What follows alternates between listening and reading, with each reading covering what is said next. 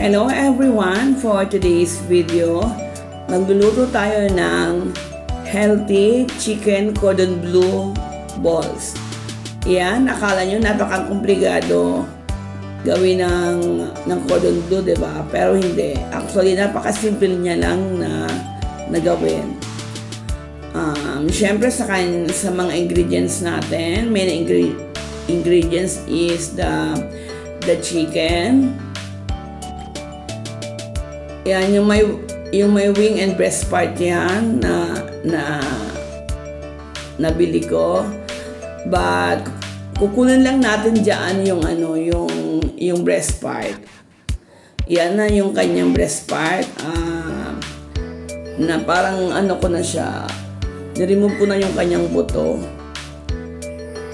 Yan, ito yung kanyang mga buto, and then yung wings isasawag natin, itatago natin for future use. Yan, pwede natin siyang ilagay sa sopas, diba?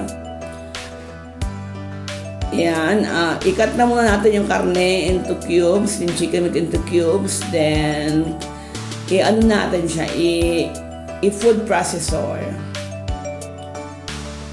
Yan, napaka malaking tulong na itong food processor sa kusina natin. Yan na yung nagiling na chicken. Sa mga viewers ng premiere na to, shoutout po sa inyong lahat, and thank you for your support sa aking channel. Sa ating ibang ingredients, syempre asin to taste. Yan. Asin and pepper, ground black pepper. And onions, white onions. And to make this healthier, to make this chicken cordon bleu healthier, yan, meron tayong carrots, which is a normal na chicken cordon bleu. Wala tong carrots eh. And syempre may ham.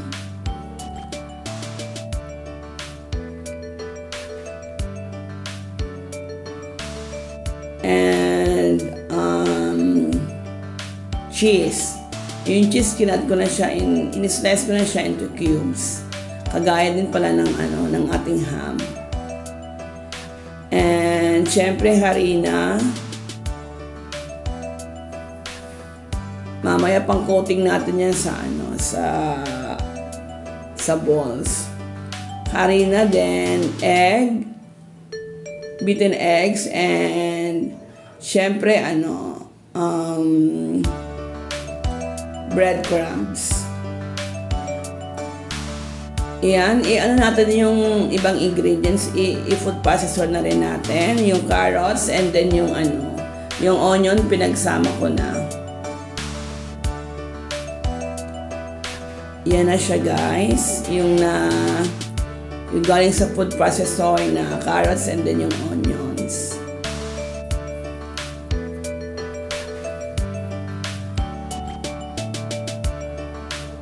Next natin ang gagawin, pagsasamahin lang natin siya, yung chicken meat with the carrots and the rest of the ingredients. Hahalo-haluin natin para mag-well combine yung carrots and then yung meat.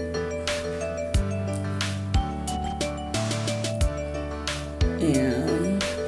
Shout out again sa mga viewers nitong premiere and sa mga magre-replay. Thank you. I suggest gawin nyo rin to sa inyong mga bahay guys. Napakadali lang nito. Yan, season na natin siya with salt and pepper. Yan, and haluin ulit natin siya.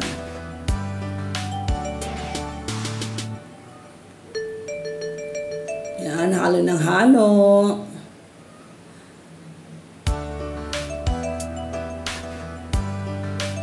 Yan, sabi ko nga kanina, sa normal na chicken cordon bleu, walang onion and then walang carrots. Then, yan. Dinagdag ko lang para mas healthier yung yung ating chicken cordon bleu balls. And then, para yung bata kasi sa dito hindi kumakain ng gulay, kaya para meron siyang gulay. Kakain siya kahit paano ng gulay. Dinagdagan ko ng carrots yung cordon bleu. Yan, ihalo na rin natin yung ham. Idagdag natin yung ham. Yung normal din na cordon bleu, yung ham, parang nilalagay sa gitna ng cordon bleu with the cheese. But, hinalo ko na siya.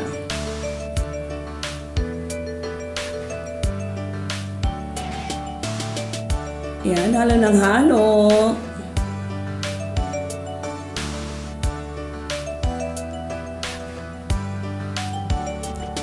Yeah, and then, nilagyan ko pala ito ng isang beaten egg. Para lang maano siya, di ba? Parang yung egg serves as the binder. Para madaling form into balls yung ating mixture. Yan, after nating mahalo, ready na tayo para i-form na natin siya into balls. Again guys, i-try nyo rin to sa inyong bahay-bahay. Napakadali lang to. Yan, pina-form na natin yung mixture natin into balls, and yung cheese nilalagay natin sa gitna. Ayan. And yan na yung ating cordon bleu balls. Next natin gagawin is i-coat natin siya into sa flour. Yan na siya. Yan na yung na-coat natin sa flour. Then, after nyan, ilulubog natin siya sa beaten eggs. And then, after sa beaten eggs, i-roll natin siya sa breadcrumbs. And then, yan. Ready na tayo magprito.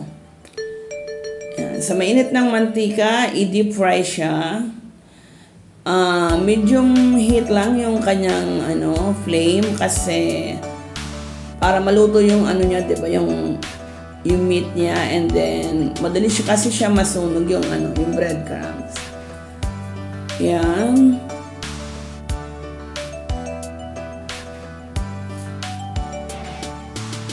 Deep fry natin siya para maganda yung kanyang result. Yan, for our second batch. Ayan na siya. And then, drain ko pala siya sa paper towels. Yan, almost done. Again, guys, i-try nyo rin to sa mga inyong bahay-bahay. Napakadali niyang gawin. Yan, ayan yung ating chicken cordon bleu balls. Healthier chicken cordon bleu balls. Yan, sa mga nakaabot sa video to, thank you for watching, and sa mga magre-replay, thank you ulit. This is Maria J. I'll see you again guys on my next video. Bye! Thank you for watching.